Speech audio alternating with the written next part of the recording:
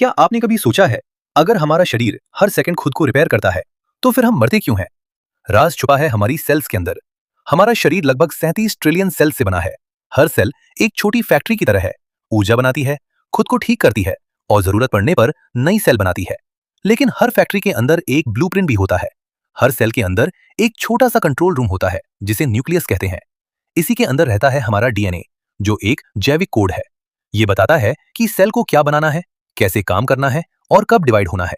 इसे ऐसे समझो जैसे पूरे शरीर का मास्टर इंस्ट्रक्शन मैनुअल।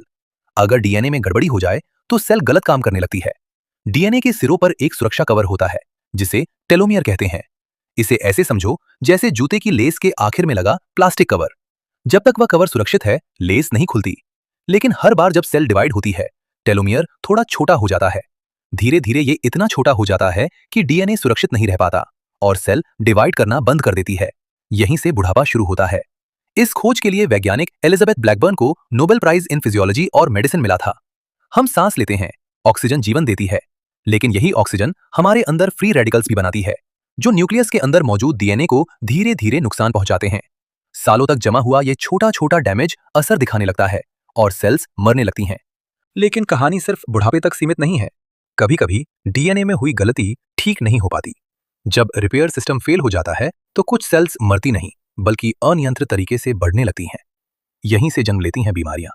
अगर इम्यून सिस्टम कमजोर हो जाए तो शरीर संक्रमण से लड़ नहीं पाता। अगर डीएनए की गड़बड़ी कंट्रोल से बाहर हो जाए तो कैंसर जैसी गंभीर बीमारी विकसित हो सकती है। मतलब मौत सिर्फ उम्र की वजह से नहीं आती, कभी कभी यह सेल्स की गलती और शरीर की असंतुलन से भी आती है। पर सोचने वाली बात यह है कि जब सेल खत्म होती है तो जाती कहां है? वह गायब नहीं होती।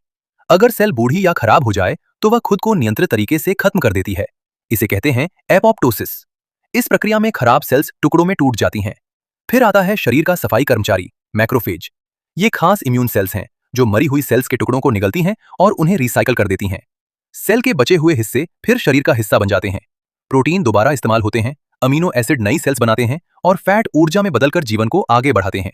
लेकिन समय के साथ टेलोमियर और छोटे होते जाते हैं, डीएनए डैमेज बढ़ता है, नई सेल्स कम बनती हैं और इम्यून सिस्टम धीरे धीरे थकने लगता है। एक समय ऐसा आता है जब पुरानी सेल्स ज्यादा और नई कम रह जाती हैं। शरीर का संतुलन बिगड़ जाता है और धीरे धीरे जीवन की प्रक्रिया रुक जाती है। हम अचानक नहीं हारते, हमारी हार धीरे धीरे लिखी जाती है, हमारी ही सेल्स की सीमाओं में। जब उनका डीएनए अपनी अंतिम हद तक पहुंच जाता है, तभी जीवन की यात्रा पूरी होती है। लेकिन जब तक यह यात्रा चल रही है, हर सांस के पीछे अरबों सेल्स लगातार काम कर रही हैं।